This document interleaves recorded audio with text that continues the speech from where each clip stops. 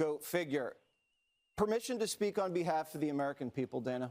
Do you? Yes, okay. Thank I was you. going to offer to hold your hand, but I think I'll take a pass. I think the trans thing is over.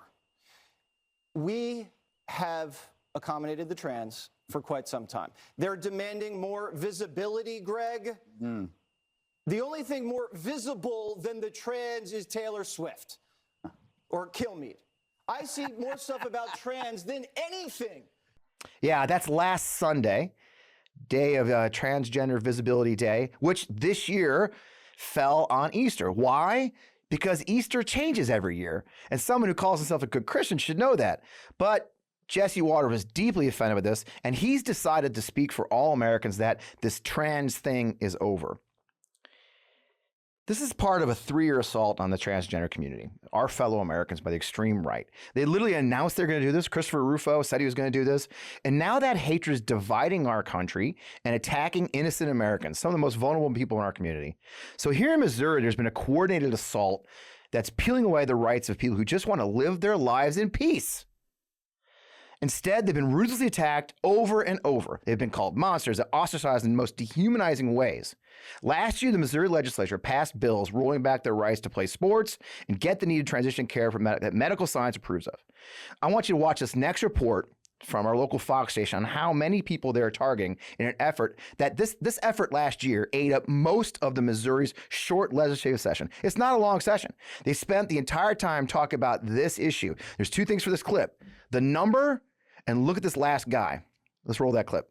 Because the day will come, and it will come sooner rather than later, that you regret this vote, that you will look back and realize it was the wrong vote and the wrong thing to do. According to the Missouri State High School Activities Association, there are 8 trans student athletes have been approved through their policy, 4 competing at the junior high level and 4 at the senior high level. And they will kick a kid around. They will do whatever it takes to get people so scared that they have to run to the polls. Democrats say trans families have told them they're considering leaving the state if this bill is signed by the governor. They are legitimately worried about living in the state, and it's not something that's taken lightly. But Republicans say they're protecting a vulnerable population. My response to that, if someone is disappointed in Missouri because they can't harm kids here, we are better if they are gone. That last speaker telling families of transgender kids to get out of the state is State Senator Bill Eigel. Embarrassingly enough, an Air Force veteran. He's now running for governor. He wears his bigotry like a badge of honor. You may already know him, actually. You may have actually seen this guy already. Believe it or not, those who are not in Missouri, because you know I'm in Missouri and St. Louis, you're not from Missouri. I know we got England, we got Australia in the house, but you may know this guy from this clip. Let's go, Brandon!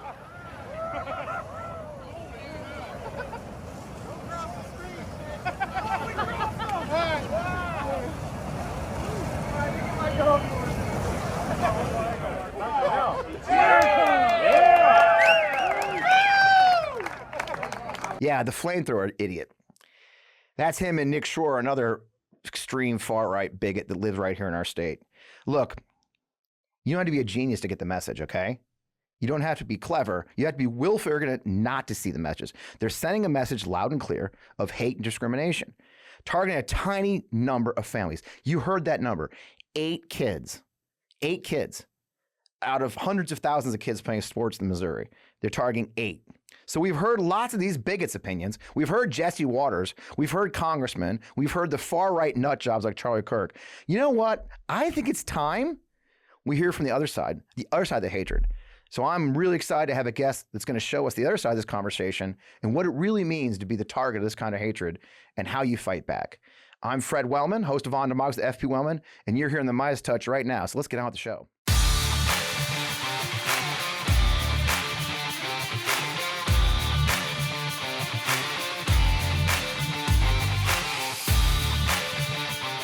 We're back. Man, welcome, welcome, welcome. As I mentioned, I'm Fred Wellman, host of On Democracy, as you know. Look, I got a great guest, and you may not know him, but you're going to now. Rabbi Daniel Bogard is a proud native of St. Louisan. He's part of the rabbinic team at Central Reform Congregation, located right in the city. He is one of the founders of a wonderful program called Camp Indigo Point, a camp for trans, gender expansive, and LGBTQ kids that brings together 150 campers from 30 states. 2 weeks in the summer. Daniel, Rabbi, thank you for joining the show. Welcome to MeidasTouch Network, sir. Thank you. Excited to be here. So when you see that video of Jesse Waters saying the trans thing is over, when you see governor candidate Bill Eigel showing his naked bigotry, I mean, you're a father. I'm a father of my kids. What does this make you feel as the father of a trans child? And that's why you're here. You can tell us a little bit about that. Yeah.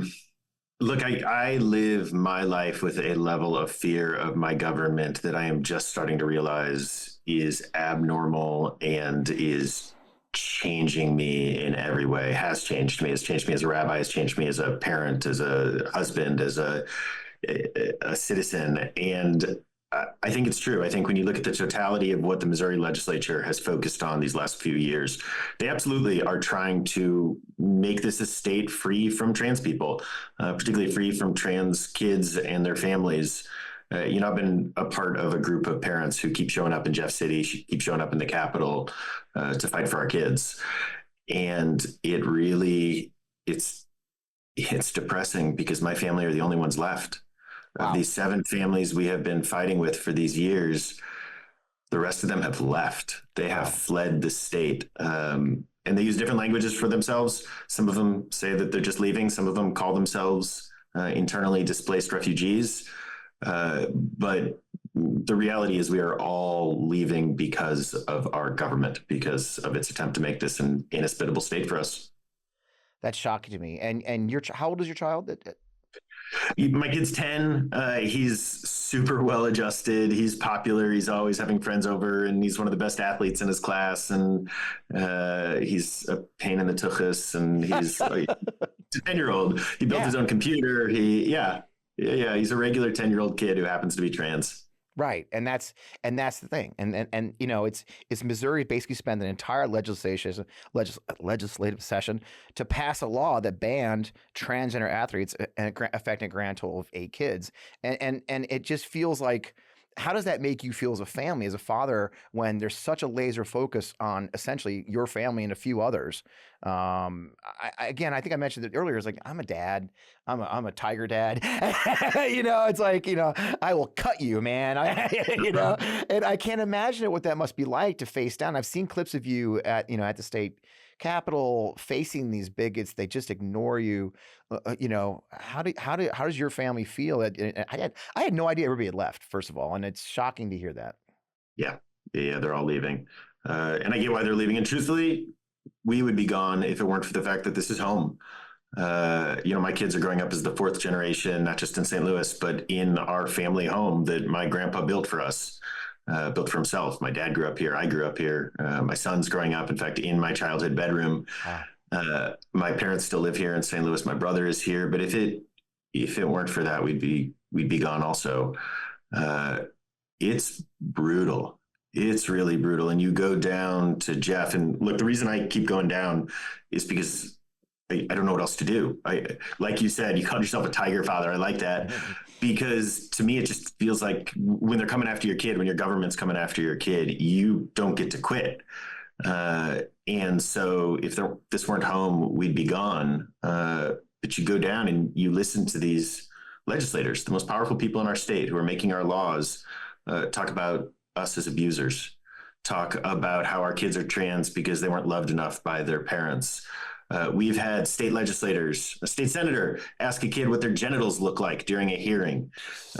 We've had state legislators where we go meet with them in their back offices to try to just make our kids seem human to them, who look at our kids and tell them that they're being abused by their parents and asking if they need to be taken away and protected from their parents.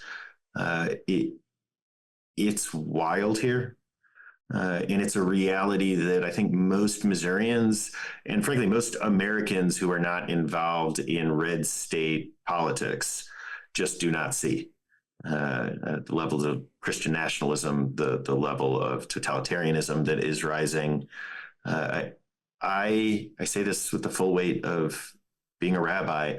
I understand the 1920s in a way I never thought I was going to understand the 1920s. Yeah. I mean, and that's the thing, isn't it? It is, and why I wanted this conversation, why I'm proud to be doing this show in Missouri, and so people can see, because so many people don't understand. And the thing is, it is a microcosm of what's going on nationally, right? We're not the only state going through this. This is happening in other states. And I think when people talk about it, it's not, there's no real feeling to it, right? It's like, oh, wow, they're being discriminated against. Well, what does that mean, And it makes people like Jesse Waters seem so comfortable saying, I'm sick of the visibility. I see more about trans than I do Taylor Swift. It doesn't have a feeling to them. But like, you experience. And the thing is, when you say that 7 families left and you can leave too, what happens when you run out of places to run to? Right? I mean, how do we fight?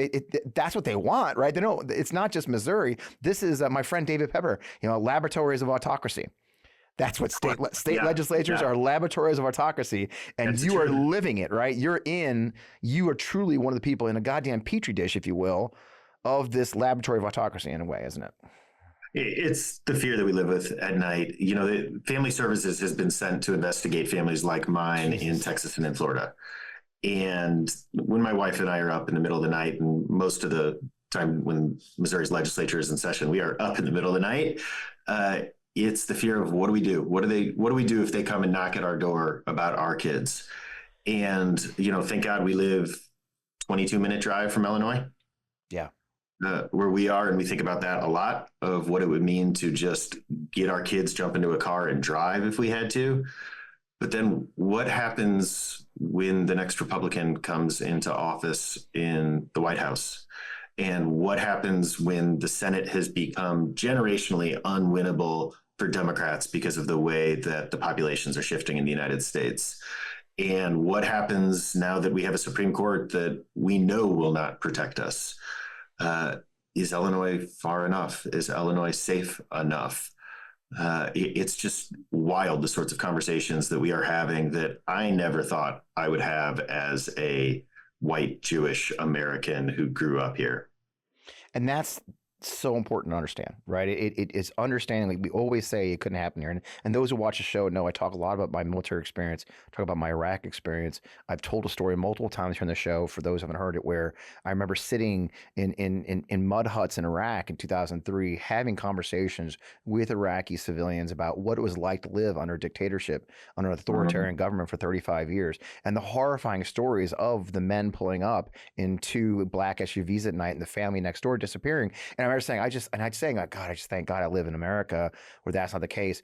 And it is becoming the case here. There are places where that's happening, and it's affecting average families. You're a young, you're a young father, like you said. You grew up here, just a Midwestern kid who happens to be Jewish and decided to take on the faith, as and you're facing this, and you just happen to have a kid who, I believe I know the story, one day said, "Hey, I want to do boy stuff," right?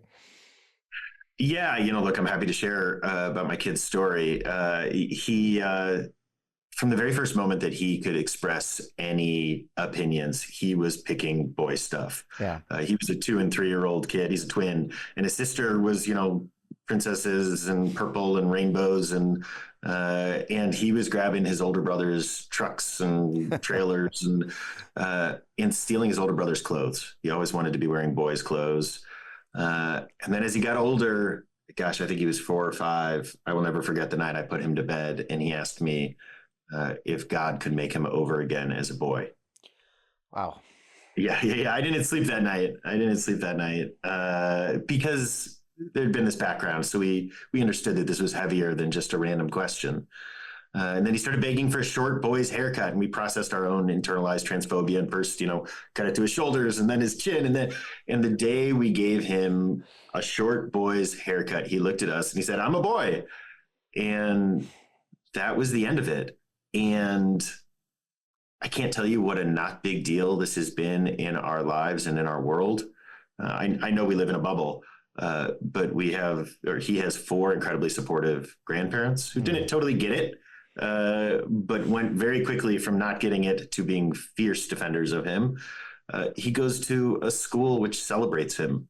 Our synagogue is an amazing place with lots of thriving trans adults and kids. And it has been so uncontroversial.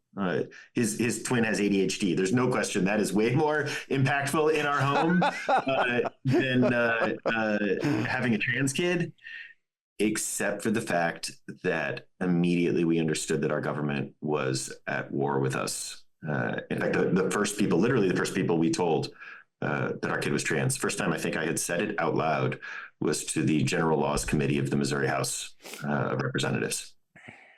Wow. That's quite a place to come out and have that conversation for the first time, you know, and, you know, I always try to, having said that, and it's kind of a different side of the script, I suppose, but I'm a PR guy, right, in my life. I used to be a public relations guy, and we talk a lot in PR world of the Streisand effect, which is where, if you know the story, basically Barbara Streisand was in illegals, and she made it public, and it actually made it worse for her. So it's kind of like, you know, so in a lot of ways, when they decided to declare war on our transgender fellow Americans, it also did raise the visibility of the community and the challenges they have. Have you seen, and it may be hard, and I understand no, if you say no, but have you seen any kernels of hope with this entire experience, or is there a kernel of hope for you and your family that maybe that others, guys, hell, I'm a guy, right? I'm as straight as they can be. My family, everybody's, you know, I have all cisgender kids and grandkids. Many of my nieces and nephews are gay. But again, it's never affected my life directly in any way. Many of my soldiers, I have 2 soldiers that are transgender. They're lovely, lovely men and women, and Joe, but it's very different for us, you know? So have you seen any of that kind of effect, perhaps? Yeah. First, let me say I find hope hard. That has been one of the I can't imagine of this on me. It's just in life in general. I find hope hard, which is tough as a rabbi. By the way, people want hope from their clergy. Yeah, that's kind of your gig, isn't it? Look, unfortunately, some of these polls are going in the wrong direction. Yeah, because the way that it works is these Republicans, really in bad faith most of the time, are able to generate really an emotion, a feeling of disgust in people when they talk about trans kids. That's how this works, is they generate disgust and fear. Yeah. And then in the broad swath of the rest of America, people have questions and aren't so sure and are a little confused about it. And I totally get that. Look, before I had a trans kid, I was in a similar place. But this is why it is winning politics for Christian nationalist Republicans. Because it works for them as a political issue to motivate their base and does not create the same sort of counter-partisan response. So certainly in liberal and progressive enclaves, you see much more acceptance of trans people. But if you look at the numbers nationally, unfortunately, all the big top-line numbers are moving in the wrong direction. That it is working. And, you know, I know we were going to talk about abortion, but you can't understand this issue separate from abortion, because as Republicans won on policy, as they were able to ban abortion in more and more states, certainly here in Missouri, it became a losing political issue for them. Right. We're going to get a abortion citizen initiative petition here in Missouri, and it's going to pass. Yeah. Because people want access to abortion. But trans kids are different because they are such a tiny percentage of the population that most people don't know a trans kid. Yeah. So it's really easy to get folks scared, to get them disgusted, and to whip up your base with this fear without the same political cost that abortion has, because, you know, half the population needs access to abortion services. Yeah. So, yeah, it's why I said that I understand the 1920s in a way that I never thought I would, because I see the way that the Republican Party is using trans kids for their own political good. I mean, they are waging a war on democracy, and it's the bodies of kids like my kid and families like my family that are the cannon fodder for them. And it's terrifying because there really is going to be real world consequences. It's a small step to violence, right? We know that, right? It's a small step. We see increasing crime. We see increasing attacks on transgender individuals as they're living their lives, just walking down the street. You know, we know this is happening, and it's encouraged, and they of course blink their eyes, and say, "Well, we didn't do that. We had nothing to do with that." When you know you're creating the environment, and like you said, 1920. It's funny how you bring up the 1920s. I was part of an organization called the Beer Hall Project. We focused on the Bureau Pooch, and people don't realize that was not the end of that was 20s, and the 20s up to when he took power was when things really got ugly. People forget that part, which was that setting the stage for the othering, the dehumanizing, and then we know where that ends. And people get all mad and say, "Oh, Nazis! Oh, you can't do the Nazi comparison." Like, but how can I not? How can your family? And I understand the disconnect it must be. I mean, obviously it's not the Holocaust, right? But yet. You know what I'm saying? It's right? I mean, very intentionally say the 1920s and not the 1930s. Yes. But the unfortunate reality is every 1935 began with a 1929. Right. Now, not every 1929 leads to a 35, and that's why I keep fighting, is the hope that we can somehow stem this tide. I also, frankly, keep fighting because it's not just the direct violence that happens. It's kids who take their lives, trans kids who take their lives because they look out at a world that hates them. And they aren't like my kid. They don't live in a supportive bubble. They maybe live in a world where it's their assistant principal who's the biggest bully in their life, where their parents don't accept them for who they are. And then they hear these things, these awful things that the government's saying, and they have no hope. So look, we lost last year on these bills, even though I went literally a dozen times to the state capitol, and we fought with everything we had. And my wife asked me, why do I keep going this year? And the answer is because those kids need to know that someone's fighting for them. Even if we don't change a single legislator's mind, those kids out there in rural Missouri and rural Arkansas and living in unsupportive worlds need to know that there are people who are fighting for them. And look, it's why we started the camp. The whole point of our camp is suicide prevention, that these kids will know because they had 2 weeks of this oasis that the world can be like that. And exist. And there's people who get it. And it's the small things. And we, who people like me, have to, just open your mind a little bit. I mean, it was a shock for me, my first soldier that came out. And I was like, oh, okay. And then, I'm a kid from Missouri. I grew up in Kirkwood. I'm a local kid too. Yeah, there you go. And again, I lived in a country club community, for God's sake. I'm the most white bread kid you can imagine. And I had to change my mindset. It's like, he is no different than when he was a she. He's still a great soldier, and he just wants me to use this different name. And I fucked up like 5 times. And he was like, it's cool, sir. You're good, And then I ended up mentoring him when he got out of the Army as he sought a career. And now he's a successful young man. He's married, living his life in a wonderful, wonderful way. And I learned myself. And, recently, I won't say where I live, but a neighbor came over and young man, and he's in college, and he came over dressed as a girl, and he was walking their dog and didn't think I was home that day, I think. And I walked up and I could tell the nervousness, in their eyes. I could see the nervousness in their eyes. Like, I mean, look at me, right? And the best I could do was like, wow, you look fabulous. That hair is amazing, and they were like, thank you. It's the stupidest thing. But we just have to open our brain and say, this is the same person I was talking to yesterday. Is that the right answer, do you think, for those? I know my audience is probably asking that same question. Like, how's the best way for us to live this life? Yeah, look, everyone understands, everyone that I've met in the trans community and the connected community understands that people often just don't get it. Yeah. But I think even though you just told that story, you have no clue what that probably meant to that neighbor of yours who walked by. I bet that neighbor of yours has thought of that 150 times since that moment. I bet at moments of fear and depression, that story is going to stick with them. And right, like, it's such a silly thing too, to just, talk about someone's hair or what. Yeah. But just accepting, you don't need to understand. And that's my message to everyone, is you don't have to get it. You don't have to understand the whole trans thing. It doesn't have to be, you just need to let people be themselves, and understand also that this is a cynically manufactured controversy.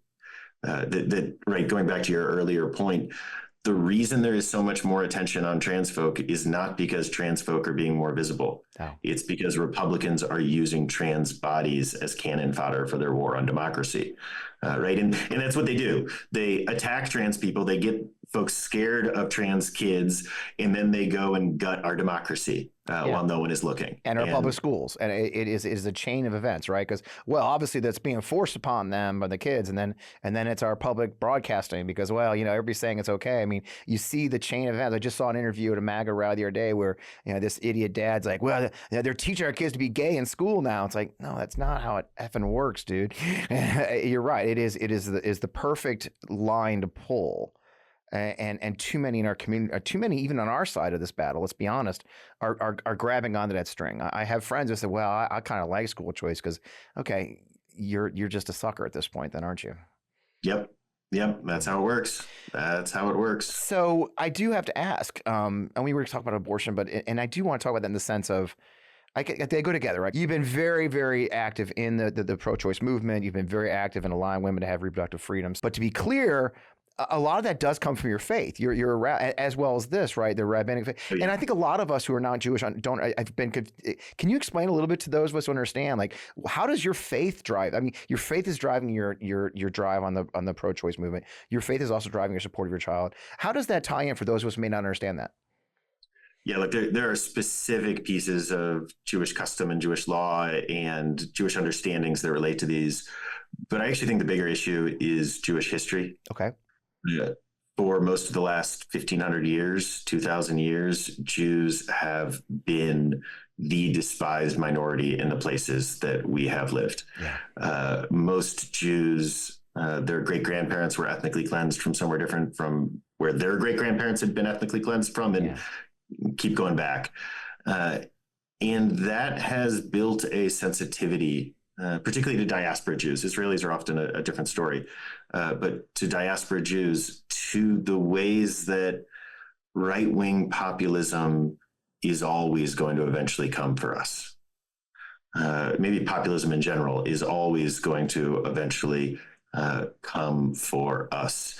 One of the radical things about Jeff City and all of these times we've shown up to testify and protest and support trans kids and support abortion rights is how overwhelmingly Jewish the activist community is who shows up. I would say on any given day for those issues, probably 40 to 80% of the activists are Jews. And we are, I think, 1.5% of the population of the state of Missouri. Wow. It's been really pretty inspiring, actually, to see. And it's been wild to watch the anti-Semitism flourish in our state legislature as a response to this. Because, so many of these Christian nationalist Republicans, they have this fantasy mythological view of who Jews are. And when I first started coming down and I would go to testify, there was a man, a white guy, a rabbi with a kippah on in a suit. They would sit up, they would listen, they would pay attention, they'd be respectful. Mike Moon would sit there and one of the real extremists here, the guy who supported 12-year-old girls marrying adult men. Yeah, he's a character. Listeners. But Mike Moon would come out into the hallway afterwards and want to ask questions and debate theology and texts. And they have all flipped. You've seen it happen as they've realized who Jews really are instead of who they imagined us to be, as they've seen Jews show up again and again to support trans kids, to support abortion rights, to support common sense gun laws. We're there on all these issues, voting rights. Anti-Semitism is flourishing amongst these folks. I mean, just flourishing to the point where they openly say awful things about Jews now. It's that same pattern again and again. Yeah. So to your bigger question, right, this is historically why Jews show up, because we've seen what happens. We've seen that this always leads to anti-Semitism. Now, look, there's also specifics about abortion where Judaism has long understood, for thousands of years, understood that for Jews who can become pregnant, it is a religious obligation to have access to abortion services. That if there is a choice between the pregnant person and the fetus, you always prioritize the life of that person who's pregnant. The same with the reality of gender not being a strict binary. We have 2,000-year-old texts that describe 6, 7, 8 different genders. We have stories from the shtetl in Ukraine of folks who were born as women transitioning to men and being accepted by the community and being taught to lead the prayers in a world where women wouldn't even be counted in a prayer quorum, married off to women, these trans men. So we certainly have these cultural bases for these religious bases for these positions, but so much of it, I think, is the sociology of having been an oppressed minority for most of our history. Which is just the shittiest way to get into this stuff. I love to say otherwise. It's like, well, we've been victims for so long, but I think that is why we need to have these conversations, so we understand that this is where it goes. That there's a community within us, within our, again, and something I emphasize a lot when I talk about these issues is fellow Americans. And it's one thing. It's one thing when I push back against the far right nut jobs in my timelining any day on X or even some elsewhere, I always say this thing: just full stop. You're talking about fellow Americans. No, that's right. No, stop. You're talking about other Americans. Your hatred is being directed at other Americans just for living their lives. That should appall anyone who intends to be a patriot. The reason we had this country was that, and then to find it within root here in 2024 that you and I on this silly middle-aged white guy podcast, I'm the most stereotypical middle-aged white guy you can have, and we're having this conversation that the fact that we've been oppressed, that we have a history, we know this shouldn't happen, and you and your family are having it happen. It is horrifying. But on another note, though, I do tend to, at the end of every show, I try to tell I have these wonderful people who watch us, and I'm so blessed that we call them the Meidas Mighty and the MeidasTouch Network, who are passionate about helping. They're passionate about getting involved. You stood up. I mean, I've read your story before. You just F it and went down to the Capitol, right? So and you've done it, you're a good example. How does a young rabbi suddenly become an activist in a state like Missouri? How could the people who are watching you and learning from, what can they learn from you, Daniel? It's like, hey, how do I make a difference where I live, wherever it is? Yeah, look, so much of it is just about showing up. Right. It's the same of every part of life. When someone's dying and sick, you just show up sometimes. And when our politics are corrupt and toxic and increasingly fascist, you just got to show up and you got to not quit. I guarantee you, whatever state someone is living in, no matter how deep red it is, there are people organizing, there are people in the Capitol, there are people protesting and testifying, and you start going. You go 2-3 times and all of a sudden you are a veteran. You go 2 years in a row and all of a sudden you're the leader of this movement. And we need people. We need folks to show up. We need to pack those rooms. We even saw it this year during, we've only had one day that was filled with anti-trans legislation this year, 13 bills on one day. Much better than last year where we had about a dozen hearings. But we saw it on that day. We had enough people this time, but only enough. Yeah. And last year we were overflowing. And part of that is because people are losing faith. Yeah. Part of that is because people are giving up. And part of it is because people are leaving and have left.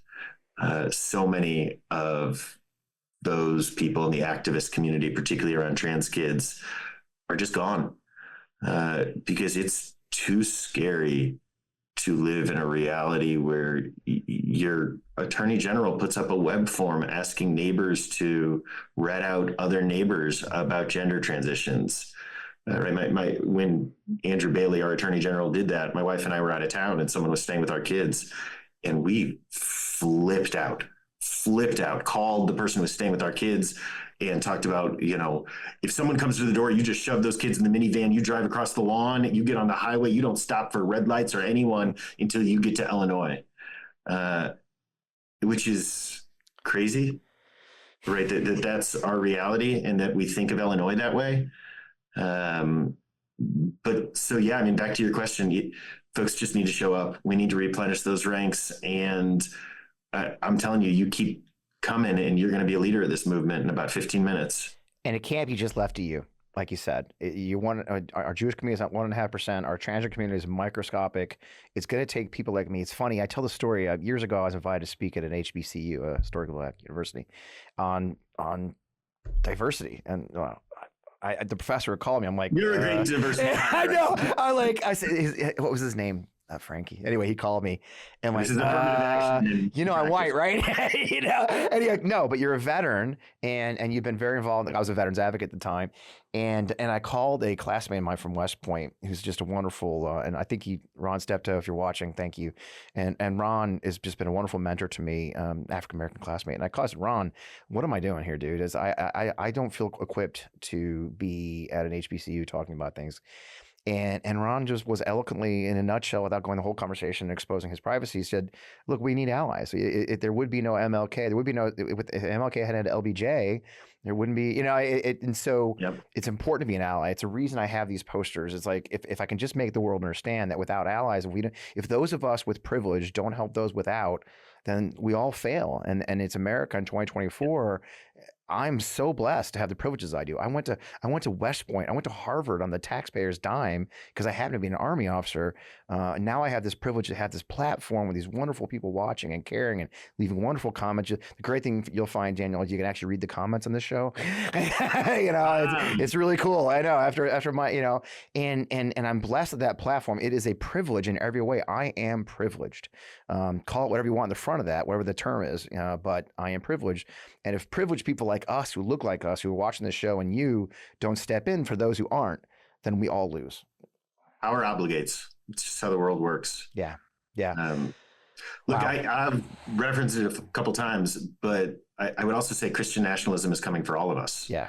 And people don't realize it. They don't realize how powerful of a force it is. There's a new PRRI survey out that says that Christian nationalists and their sympathizers are the largest political group in the United States. Wow. And, you talked about how people respond with hateful comments. You say, you mean your fellow Americans, our fellow Americans. And the reality that I have learned down in Jeff City is that actually we have a wildly different view of what America is, what America has been, and what we are called to become than Christian nationalists do. They very much understand this as a country by and for a particular kind of conservative, white, in particular, Christian culture. It's not about theology. This is not about Jesus. This is not about Christianity. This is about religious nationalism, the same way that, religious Zionism in Israel is destroying that society and doing so many awful things there. It is what's happening here. And people don't get it. They don't get that actually Christian nationalism is stronger in Jefferson City than religious Zionism is in Israel. No question. Yeah. It's the controlling power, and it is coming for all of us. It's coming for abortion rights. Yep. It's coming for our schools. It's coming for trans kids. It is coming for all of us who believe in an America that is pluralistic and has a fundamentally secular public square. And it's coming, and it's winning. That's what people don't realize. It is winning. Well, on that positive note, I can't thank you enough for this conversation. I mean, I think I want to have this conversation, this exact conversation I want to have, and you are just a wonderful American, for what you do and standing up for your family and here in Missouri, but nationally as well. So where can people find you online if they want to learn more about you, follow you, give you a boost? Yeah, find me. My username is everywhere, Rav Bogard, RAVBOGARD. I'm using TikTok as my main platform these days. I'm still on Twitter, but I don't go. I got my blue check back this week. I don't know why. Suddenly I have a blue check next to my name. Interesting. It's great. I got followed by Mark Hamill. I love Mark. Mark, right here, my Lord and Savior, Mark. Saint Mark. Yeah. I'm gonna light the candle until he comes on the show. Mark, I did an ad with Mark. That's awesome. I got followed by AOC, whatever. It's Jerry. She doesn't follow me. That's cool. Jesus. Sorry. No, that's amazing. I love it. Well, we will follow you there. Thank you for taking time. Keep up the fight. We really appreciate it. I mean, honestly, I personally, as a citizen of Missouri, really appreciate what you're doing. And you're fighting it in a different way than I am. I could possibly do. I couldn't just drop everything and head down to Jeff City. So we appreciate you. We wish the best to your family and everyone in your future and your safety. Thank you. I appreciate you. Appreciate you for centering this issue. And appreciate my synagogue community, which lets me do this work. Yeah. Well, good luck, and we'll talk to you soon, sir. Thank you. Take care. Thank you. If you're like me, you understand the pain of finding out what to wear each day. I mean, most clothes I have are uncomfortable, never actually the size I really am, and not to mention how much time is wasted trying to find a good outfit.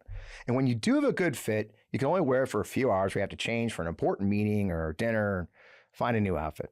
Now, everyone wants to dress well at all times because, simply put, it's a confidence booster, even for men like me. Men's closets were due for a radical overhaul and reinvention, and Rhone stepped up to the challenge. Rhone's commuter collection is the most comfortable, breathable, and flexible set of products known to man, and here's why. Rhone helps you get ready for any occasion with the commuter collection, which offers the world's most comfortable pants, dress shirts, quarter zips, and polos. You've never have to worry about what to wear when you have the Rhone commuter collection. With Gold Fusion anti-odor technology, you'll be smelling fresh and clean all day long, and on top of that, Rhone is 100% machine washable, so you can just ditch it all in the dry cleaner, or ditch the dry cleaner completely, put it all in your own washing machine yourself. You know, I'm obsessed with the Rhone commuter collection. We're on the move a lot, whether it's I'm catching a flight or I'm going to a meeting or whatever. The Rhone commuter collection has never let me down so far. The commuter collection can get you through any workday and straight into whatever comes next. So here's what I want you to do. I want you to head to Rhone.com/Fred, use promo code Fred to save 20% off your entire order. That's 20% off your entire order when you head to RHONE.com/Fred and use code Fred. It's time for you to find your corner office of comfort.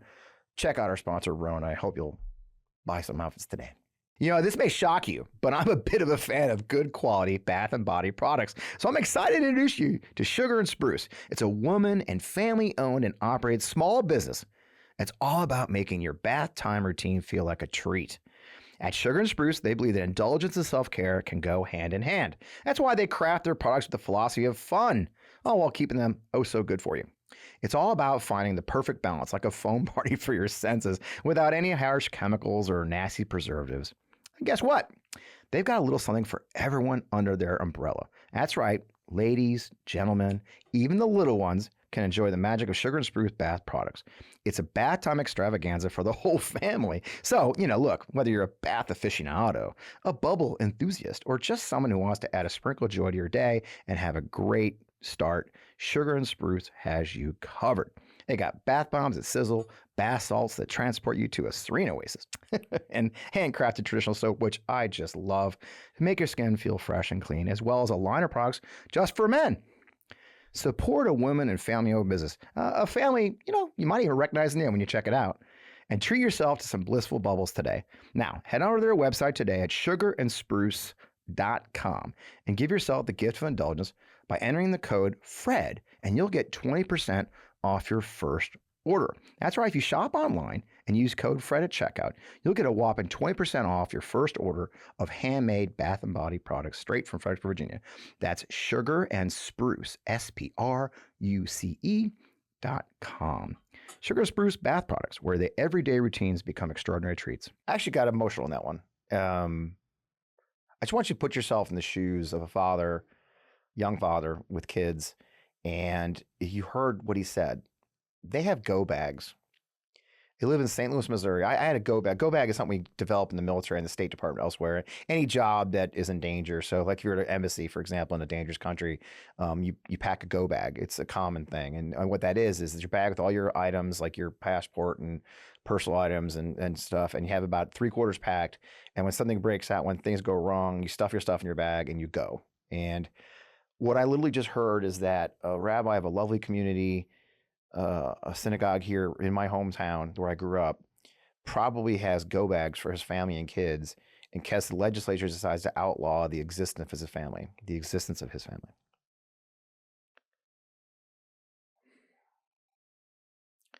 In America,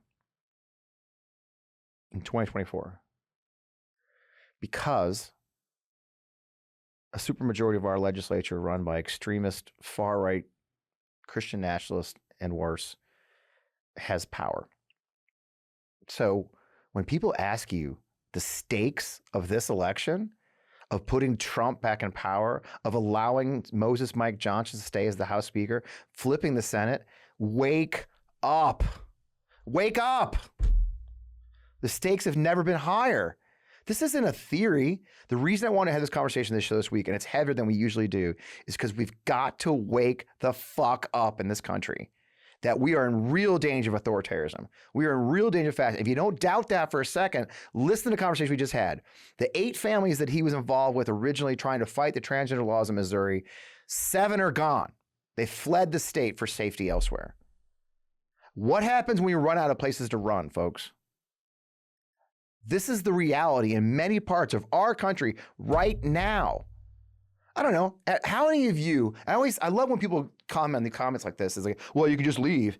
The fuck you can. The average American can't just pack their shit and move to another state. The average American who's living paycheck to paycheck can't just simply sell their house or their rental and go to another state and start all over. It's not that simple, ladies and gentlemen. And the United States of America in 2024, it shouldn't even be a conversation to have. And yet here we are having a conversation about a Republican Party, the Republican Party of the United States of America, attacking a vulnerable community viciously to the point where that community feels their lives are in danger. If you're not pissed at the end of the show, I don't know what's going on with you, because I am. So I'd love to usually do my happy-go-lucky shit that I do and you're used to in the show, but my God, folks, when you've got neighbors saying, well, I don't like Joe because he's older. The whole Gaza thing has got me upset. I'm not going to vote.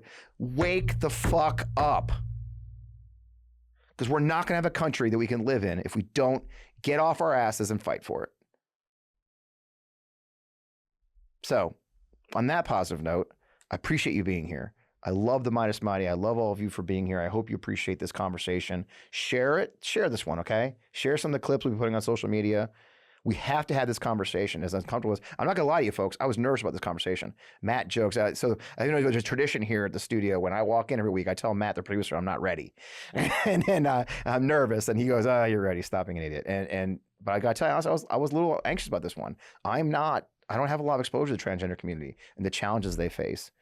And I want to have this conversation because if I'm uncomfortable, I'm sure you are. And so we have to have these conversations. So thank you for sticking with us though at this point. I am Fred Wellman, the host of On Democracy. This is On Democracy on the MeidasTouch channel. You can find me online at FP Wellman. Apparently I got a blue check on Twitter now, Matt. So I don't fucking know why. I haven't figured out how to turn it off yet because I am a bit of a Luddite, but I will, by God. But I am at FP Wellman on X/Twitter. I'm FP Wellman Official on Threads and Instagram. I'd love you to follow us there. Of course, you can follow this show, On Democracy Podcast, on YouTube and elsewhere.